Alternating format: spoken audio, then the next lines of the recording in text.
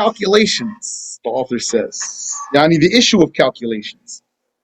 In fact, as will be seen, if Allah willed, the method used to falsely verify the northeast Qiblah is useless for an illiterate person, or a layman, or someone who does not know the shape of the earth.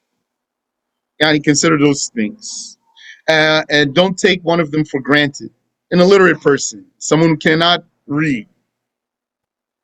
Yani, and that's to allude to something else too. As if to say, uneducated, illiterate, yani you could be not very educated and you can read. Someone who is not educated, illiterate, then according to the way they determine the Qiblah, by northeast way, he won't be able to do it. Or a layman, yani, same thing. Or someone who does not know the shape of the earth. Don't take that for granted. If you were to mention that, some person might make fun of you. But that really shows you, if he were to, his limited understanding. Because it's as if he thinks that the whole world thinks like how he thinks. And he has his outlook on life and his most likely Western education and Western perception of things. So we have a footnote here. It is not a condition to know the earth's shape, to know the Qibla. This is repetition. It is not a condition to have a Western education and to believe modern theories to be able to determine the Qibla, nor to even be the least bit literate. It is not even a condition to know what is traditionally believed about heavens and earth to be able to find the Qiblah. Traditionally believed about heavens and earth. What's traditionally believed about heavens and earth? That the earth is stable, and over the earth there is something called sama, sky, or heaven, or perhaps firmament, which is a physical object. The earth is not moving, and the sun and the stars and the moon are between the earth and the sky. The earth is wide.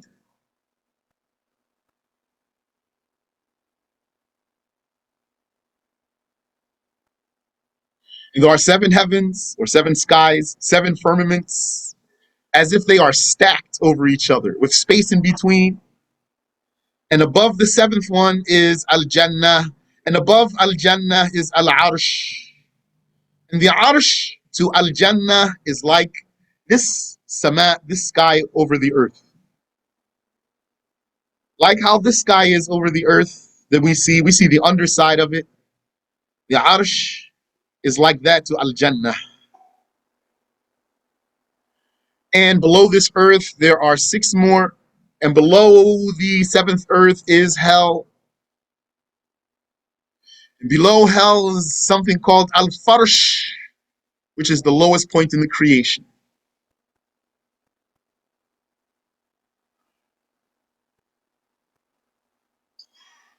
You don't have to know this to be able to determine the Qiblah.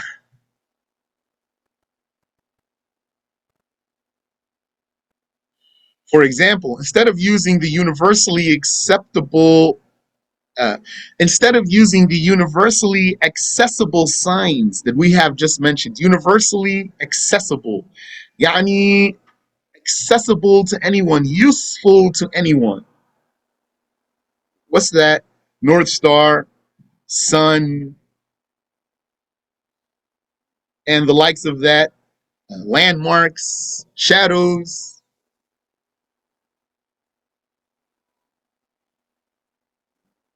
Instead of using the universally accessible signs that we have just mentioned, the ones that laymen can use and illiterate people can use and the scholars can use,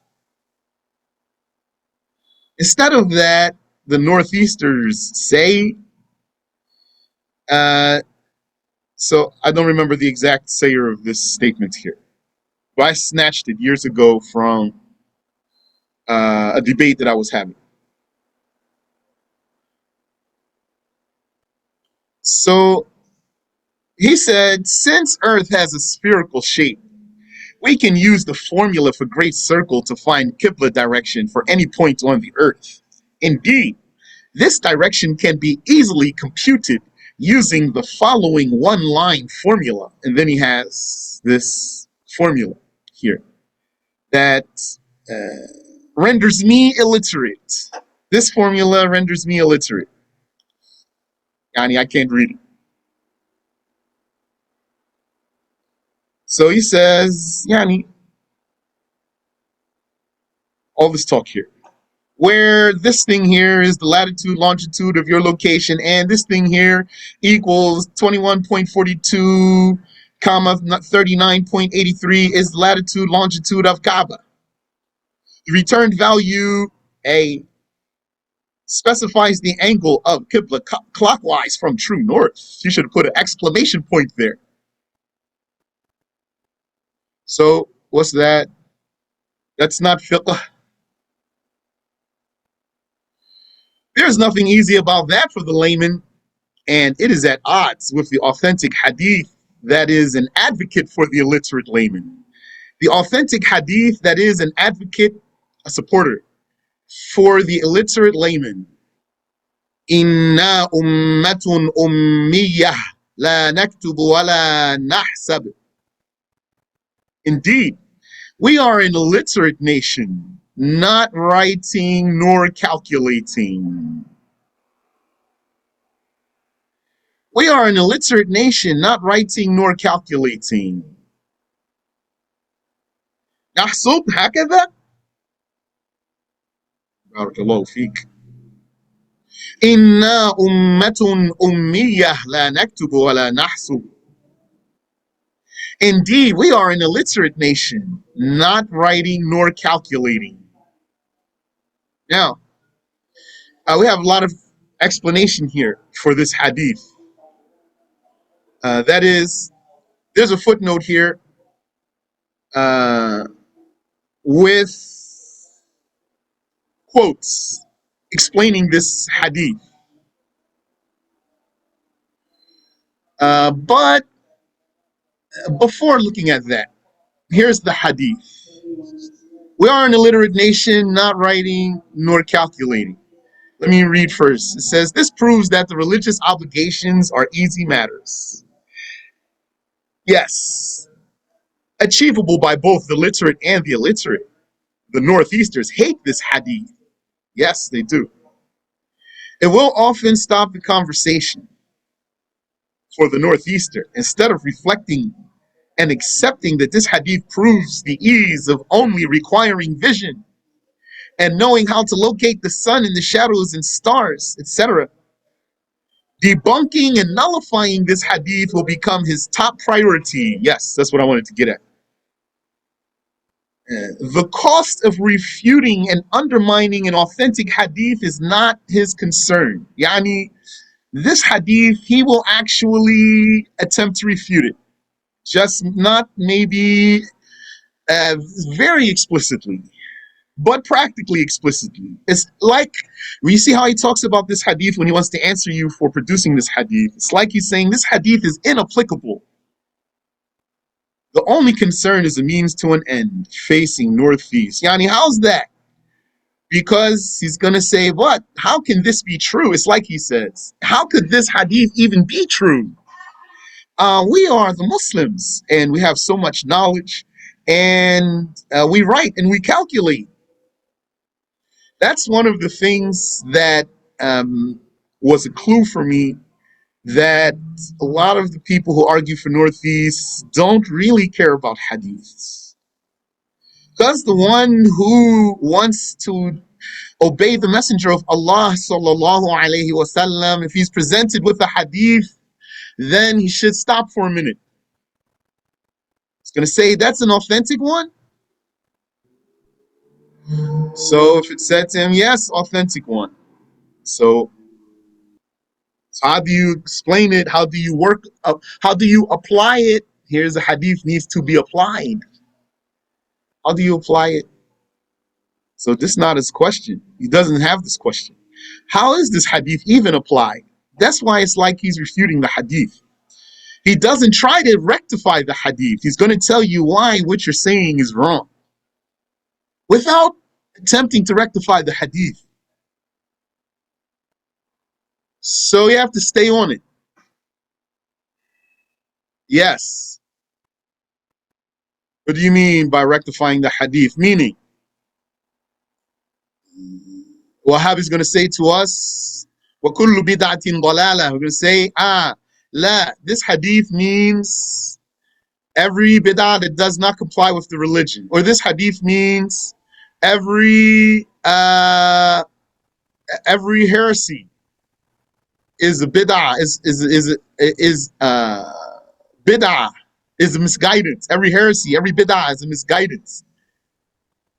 Or like this. That's what I mean, rectified. To explain how you're supposed to take it then. If it doesn't mean like that, then how is it supposed to go? So that part, they're not going to explain to you how it's supposed to go. So it's like they're merely refuting the hadith. So this hadith is not in their arsenal. If they were to use hadiths, they're not going to use hadiths. Most of the time. Or for the most part. Or something, they will select. You know something that a hadith denier would do is he would select a hadith so to argue with you about something. Doesn't mean he accepts the hadiths. I don't think any person who doesn't accept the hadith of the Prophet sallallahu alaihi wasallam is a straightforward person. Not a single one. So that's the meaning of this talk here. Instead of reflecting and accepting that this hadith proves the ease of only requiring vision and knowing how to locate the sun and the shadows and the stars, etc., debunking and nullifying this hadith will become his top priority. The cost of refuting and undermining an authentic hadith is not his concern. The only concern is a means to an end, facing northeast. What's this footnote say here? The North Star is easy, while calculations for the majority of people are not easy. Obey the Messenger of Allah sallallahu alaihi wasallam and choose the easy route. He said, وَخَيْرُ دِينِكُمْ أَيْسَرُهُ وَخَيْرُ دِينِكُمْ أَيْسَرُهُ. The best of your religion is the easiest of it. Yeah, that's important. Not just in Qiblah. The religion is easy. And if you think about things just straightforwardly as they appear, and think inshallah in a good way, step by step, then you will find inshallah ta'ala that maybe you can make good decisions when you do things the easy way. Try to do things the easy way, not the hard way. All sorts, anything. If you can do it the easier way, that's not haram. I challenge any person, this outside the Qibla issue, I challenge any person. Show me an instance when doing something in the easier way without it being haram is not better. Show me an instance when doing something an easier way without it being haram is not better. I didn't say imperfect way. I didn't say unfinished way. So for the Northeaster, instead of reflecting and accepting that this hadith proves the ease of only requiring vision and knowing how to locate the sun, shadows, stars, etc., we read that. So one may think calculations should be used. One might think, think here means assume. One might assume that calculations should be used because they are available. That's what they would say. We have calculations, it's math, and math is correct. But the religious references that he does not want to use are available too, because this is a case of religion here. It's not a case of math, it's a case of religion. And in fact, the religious references have priority. Ask him. If the Prophet ﷺ said that we do not calculate, then why calculate? That's a straightforward question. So once he says, because, so right there, khalas. They know that he does not want to comply, although he is able to. And he's lacking self-awareness. If you asked him this question, if the Prophet ﷺ said, we don't calculate, why are you going to calculate? And he's going to say, because he's probably lacking so much self-awareness. He really thinks he's making sense now.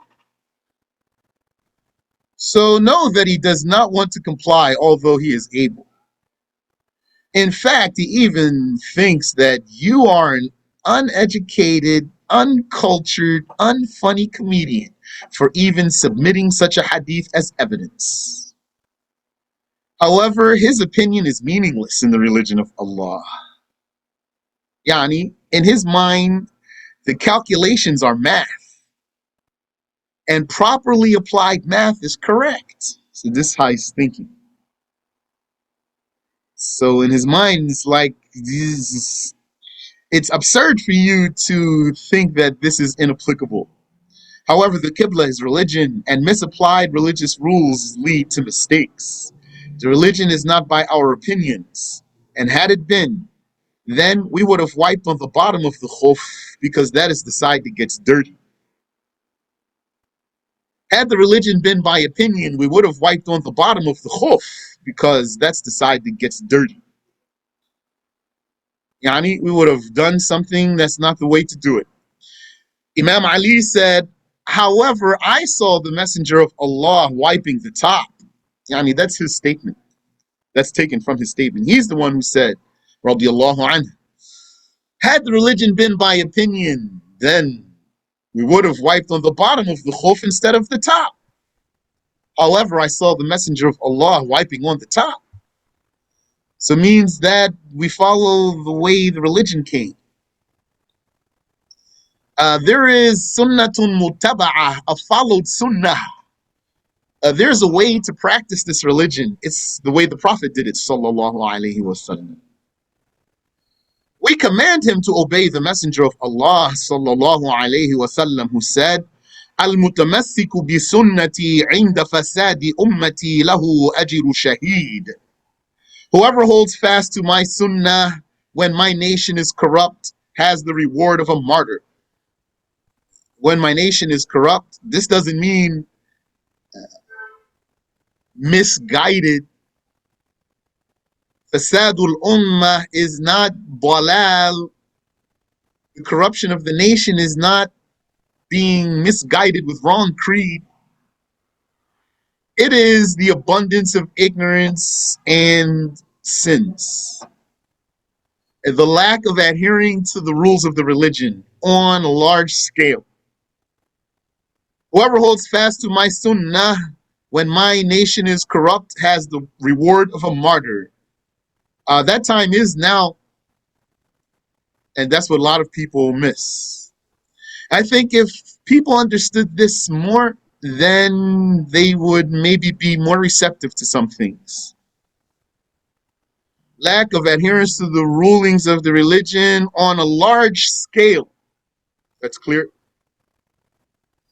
Yes, if someone were holding fast to the sunnah of the Prophet sallallahu alaihi wasallam at a time when the nation is corrupt. So it means, for example, a lot of people, Muslims, are not doing, are not adhering to the religion as they should. Not in a way that they have misguided creed, though. Yani, they don't have knowledge, and they're not doing valid practices. and they are committing sins. There is wide-scale negligence amongst the Muslims. The fasad, this is the fasad of the ummah. They're being ignorant and sinful. That's what it is. Yani, that includes not doing obligations. Yes, it's like the time we live in now. People don't know how to recite Al-Fatiha. There are Arabs who cannot recite Al-Fatiha properly, and there are Arabs who don't even say the name of Allah properly. MashaAllah. And that's a little bit. So, whoever holds fast to my sunnah when my nation is corrupt has the reward of a martyr. That's the hadith. So they will not hold fast to the hadith that negates calculations. Because no calculations means no northeast. Now they will probably will ask you, so you don't do any calculations. So we're gonna say, yeah, we do some calculations, yes. So they're gonna say, oh, that's it then. Yes. We're gonna say no. What's the difference? The difference is you don't have any way to apply this hadith. Telling you how you apply this hadith in, for example, doing not like you're doing in the Qiblah. This hadith goes here, for example. That's one spot. What you are doing for the Qiblah, you shouldn't be doing it. This hadith goes here. Also, some people, they do some calculations for determining when Ramadan will come in ahead of time. This hadith goes there too. That one about calculations. Okay, let's see what's in some of these explanations now. It says, check some explanations of the hadith. طرح التثريب في شرح التقريب by Al-Iraqi. I'll just read the English. He says, the religious reason of the obligation, the religious reason of the obligation is citing. Okay, what does that mean there? That means something. The religious reason of the obligation is citing. It means, what is it that triggers you to be obligated? At what moment, at what point you became obligated to, for example, make your intention to fast Ramadan before dawn? Some citing. This is the reason. This is the catalyst. So, what is the reason for the obligation? What triggers you being obligated? Not a calculation, citing, an observation. Not knowing that by calculation. So that makes more clear. Yani, this means, for example, it's not going to be that a person sits down and with a paper and a pencil and he works out a math problem, then he comes to an answer, and then it's going to be saying, okay, I'm now obligated. The obligation has come upon me by my reaching this mathematical answer. Because of his saying, we are an illiterate nation. This one has kasra here, but that's copy paste. We are an illiterate nation, neither writing nor calculating. The correctness of the school of the majority has become clear by what we have explained in detail. The ruling depends on citing, not something else. Citing, which boils down to what? Observation. And what's so special about observation? Observation is definitive evidence. Definitive evidence. Not something else.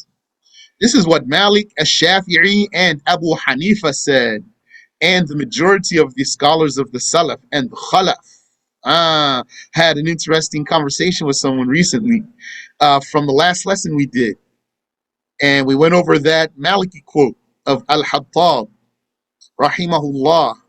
So some person, as if he's a Hanafi, then he challenged the text. Long story short, He tried to at first make me get off of the Maliki reference because it wasn't a Hanafi reference. But I stayed on it and I insisted that he's the one who brings to me what debunks this Maliki reference. And I challenged him that this Maliki knows better about the Hanafi school than he does. Because he tried. Told him, this Maliki, I'm confident he knows more about the Hanafi school than you. You bring your reference. This reference here is authentic. So then he said at one point, he was trying to prove that there was a difference in opinion in the Hanafi school. So he said, I showed you my reference. And I told you that what you are saying is merely the dominant position in the Hanafi school. So because his goal was so much to prove that there's a difference in opinion and that it's not necessary for me to be arguing what I'm arguing, it slipped him that he supported my argument by telling me that I was supporting the strong saying of the Hanafi school. So I told him, you're mad at me now because I'm arguing the strong saying in the Hanafi school according to you. This Iraqi, he's a Shafi'i. He said, this is what Malik al-Shafi'i and Abu Hanifa said. That person was saying to me, don't tell me what Al-Hattab al-Maliki said. He's not a Hanafi. Bring me a Hanafi document. I told him the scholars always do like this. This is what Fulan and Fulan and Fulan said. And this is the madhab of the Fulanis and the Fulanis. Are you going to just say like that? It's like you're saying, don't argue the way you are arguing. Argue the way I'm telling you to. And if you do, then I'm going to show you how you're wrong. Umdatul Qari by Al-Aini, the Hanafi. So he says the lawbringer, the Prophet sallallahu alaihi wasallam, has made fasting and other things like the Qiblah, dependent on sighting to lift the burden from his nation. Yes, Islam is universal religion. In fact, an illiterate person can be a great scholar. Prophet Muhammad sallallahu alaihi wasallam was the greatest of scholars, and he was an illiterate one. A person could be a judge without being literate. Some of the great scholars said the knowledge is not just being able to narrate. It's not, one might say, being able to deliver factoids, or someone might call a factoid, a fact, this fact, that fact here. He said the knowledge is a light. So this universal religion is easy for all the people. Al-Aini also says, if you say, how do you reconcile that faktubu in the Quran, which means write it, is an order from Allah, a command, a directive from Allah to write. But it is confirmed from the Messenger of Allah sallallahu alaihi wasallam, we are an illiterate nation, not writing nor calculating. How can you put those together? So Al-Aini said, my answer is, the religion in itself does not need writing fundamentally. Because Allah made memorizing the book of Allah easy on the people. So the Quran is memorizable. And the sunnats are also memorized or preserved from the Messenger of Allah sallallahu alaihi wasallam on a vast scale. One doesn't need to be literate to access that sunnah of the Prophet sallallahu alaihi wasallam, but he does need access to people of knowledge. What was ordered in the Quran to be written is only some particular dealings between people. They were given an order to guide them. The people here in this ayah were given a directive, they were given guidance. That's what people call it in English. Say, we got some guidance. It's like advice. They were given an order to guide them, not an order of obligation. Faktubu, this is about dealings, sales, transactions. It's not an obligation here, this writing, although it came in the form of a command. It's not a command that proves an obligation. And this is the school of the majority. If one wrote, it is good. If he did not, there is no problem. But be mindful. You might need to write if you don't, and if you'll fall short if you don't write. Like maybe you are a trader and you need to keep track of your monies and things so that you can pay your zakat. It is your obligation to make sure that you pay your zakat properly from your money. And anything else that's obligatory on you like that, you're going to take care of it. Okay. Yani, there's another quote here from Ibn Rajab, but I don't feel like today quoting Ibn Rajab. So it's there, but I'm not going to quote him right now. No. Yes, and some narrations of this hadith, al-mutamassiku bi sunnati عند فساد أمتي له أجر شهيد. And some narrations say Man ahya sunnati, whoever revived my sunnah, inda fasadi ummati, when my nation is corrupt, falahu ajiru shaheed, then he has the reward of a martyr. You are asking. Yeah, so he has a reward of a martyr. It means he will die forgiven. He doesn't have the exact status of someone who was truly killed in the battlefield fighting for the sake of Allah, but he has a similar status. May Allah grant us that. Ameen. They blatantly oppose the hadith, and the more ignorant are more transparent about rejecting the hadith.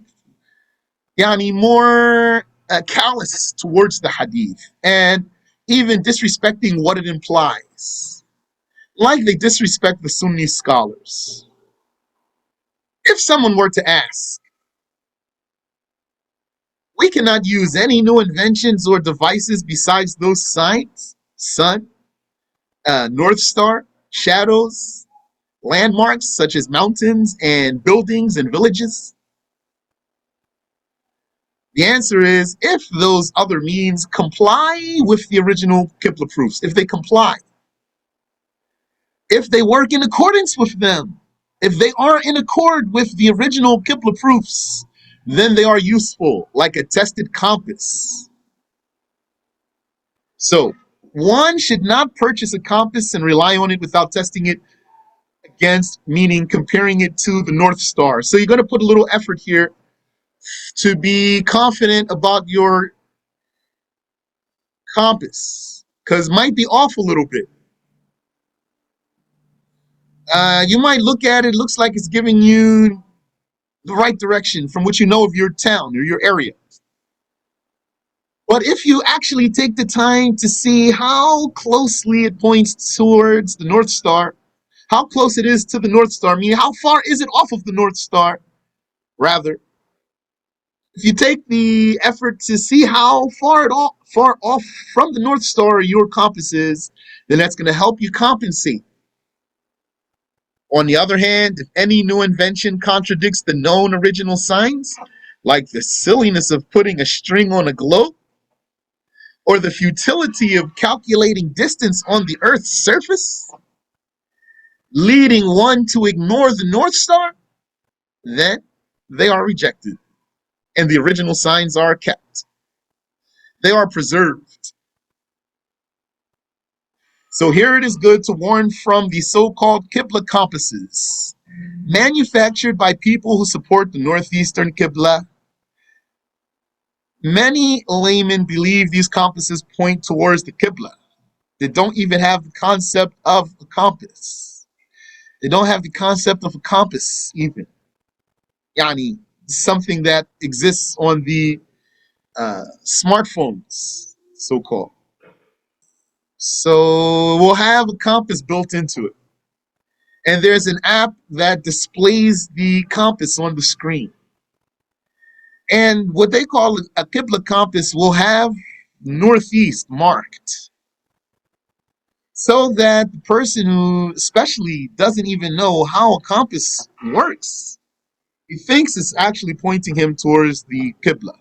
So he turns it on, it will point some way, and then he'll face that way. So that's not sufficient for a valid prayer. Yes, many laymen believe these compasses point towards the Qiblah. People who know about compasses know that a compass gives one the magnetic north, not the Qiblah.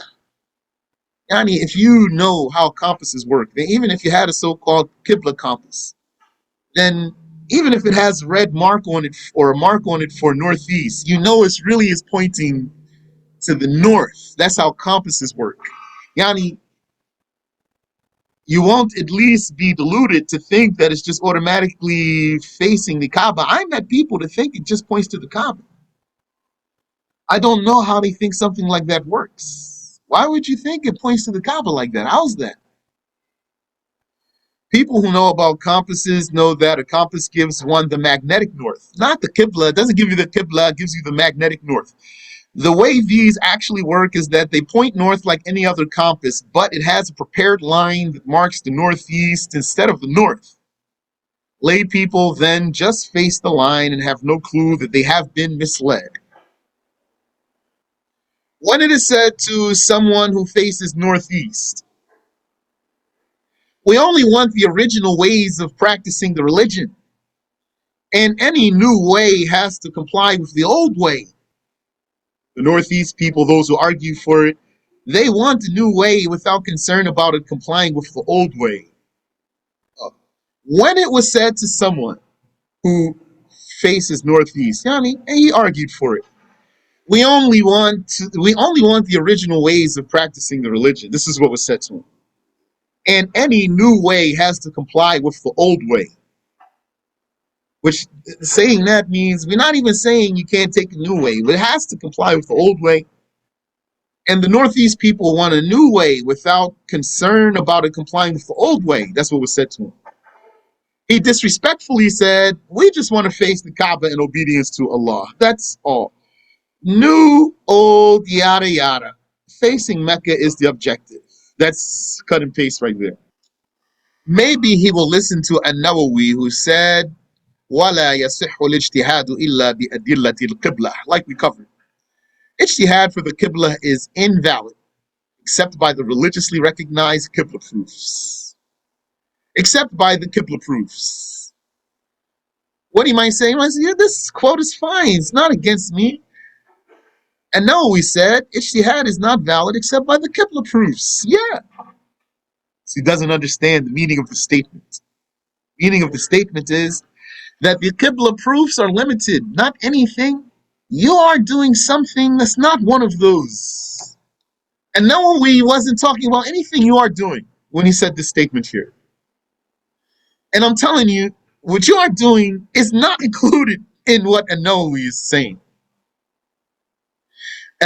What you are doing is exactly why, is the case exactly why Nawawi's statement is worded this way.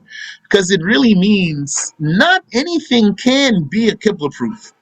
When he says it's not valid, the ijtihad is not valid except by the Qibla proofs. That implies, it's understood from that not anything can be a Qibla proof. There would be things that are not Qibla proofs. So if it's not a Qibla proof, then what did Nawawi said? لا يصح الاجتهاد. Then the ijtihad is invalid. And that would mean your prayer is invalid, even if you were facing the Qibla. Even if you were facing the Qibla. And that's why, subhanAllah, it's possible a person could be in the United States or Canada, facing south of east, but not using proper Qibla method, and his prayer is not valid. That's what's most important thing here. It's possible a person could be facing south of east and his prayer is not valid in USA and Canada. Why it won't be valid? Because he didn't use the proper method to get to the Qibla. That's what the scholars are saying. That's what's in that Maliki quote. That according to Malik and Ash-Shafi'i and Abu Hanifa, if a person turned away from the Qibla, he turned away from his ijtihad, Yani, he made an ijtihad and he determined that the Qibla was one way. And then he turned different away from there. His prayer is invalid even if he wound up facing the Qibla.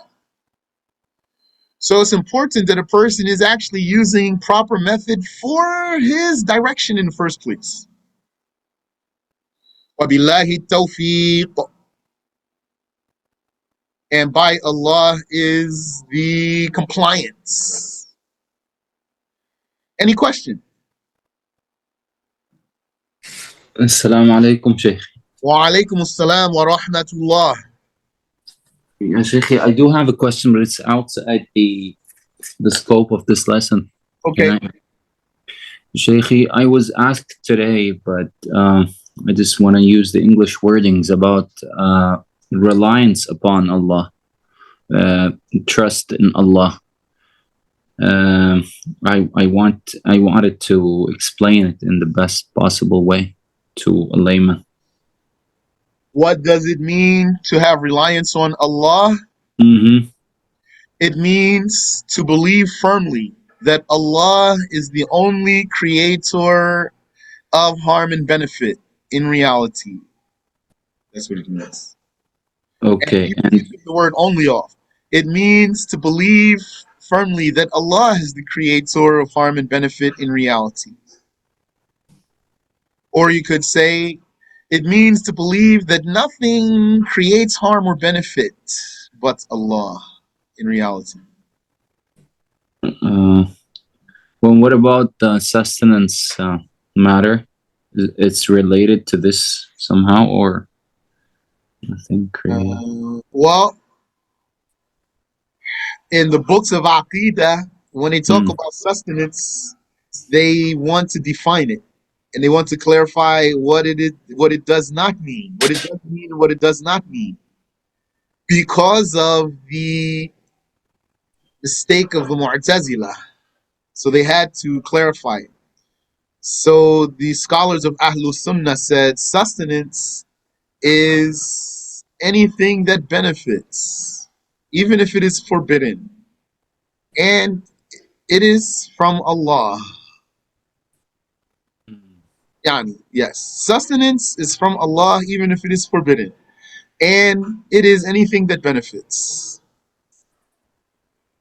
Yeah, I mean, can it be linked somehow to the meaning of trusting in Allah? Like, I mean, if someone Yes. is relying, truly relying upon Allah, then he would be he would believe firmly, as you said, in his heart that the one who, whether he works here or there, or he seeks from a halal, what is it called, a halal source. Yeah, he would be what is it called, given rizq. I mean, he would be sustained in the. Yes. Well, the Prophet sallallahu alaihi wasallam, he said that the one who relies on Allah as he should be relied upon, then Allah will provide for him like he provides for the bird. In the morning, the bird's stomach is caved in, and then he comes back and his stomach is bulging. And he doesn't even know where he's going to get that from, but he gets it. Yes, the one who relies on Allah is not afraid that this will miss him. Yeah, so this is the part I want to explain. So, how do I? The one who relies on Allah, he's what did you say? What did you just say, Sheikh? The one who relies on Allah is not afraid that some sustenance will miss him. Yeah, he's not afraid. And he's not afraid that some harm will hit him. But that can be explained, though. Okay. You can't be afraid that some harm will hit you, meaning you want to avoid that. You want to beware of that. You want to beware of harm, that's for sure.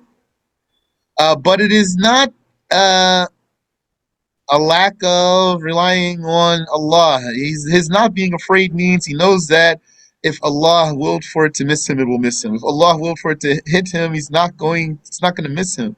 Yeah. He's braced for it. He's what? Braced.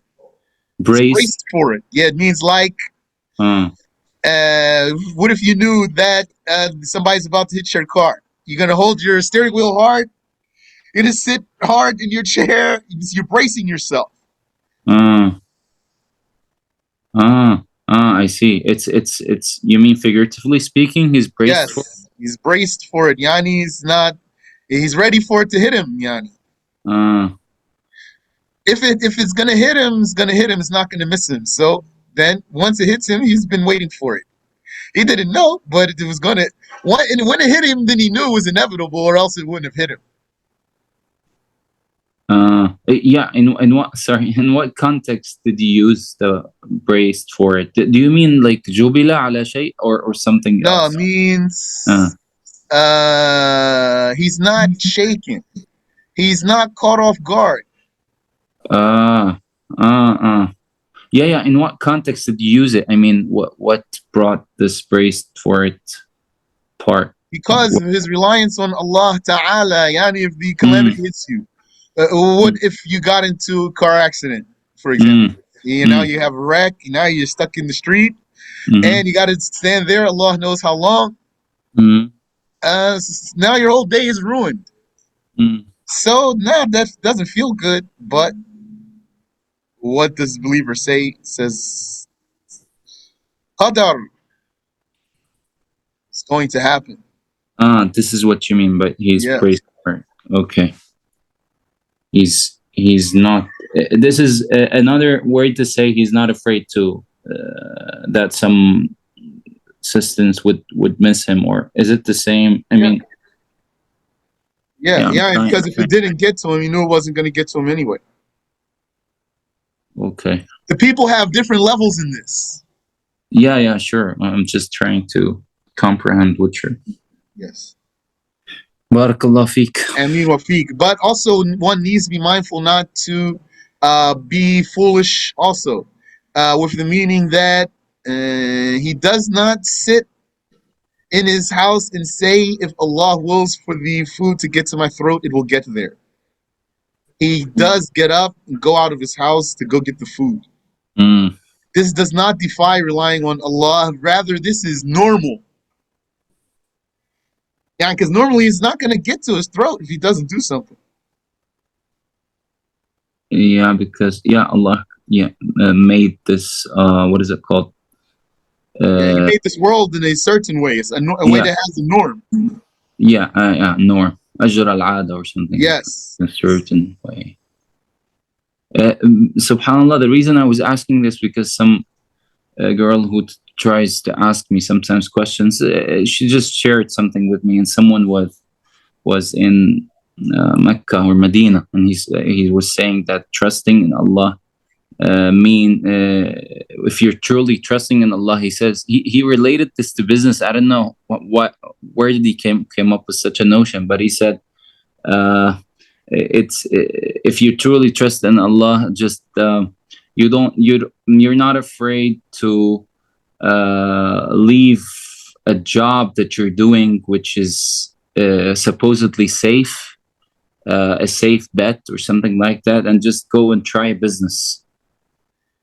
You know what I mean? It was like try a business and do something that you like, and eventually if you really trust in Allah, you would be certain that Allah would sustain for you.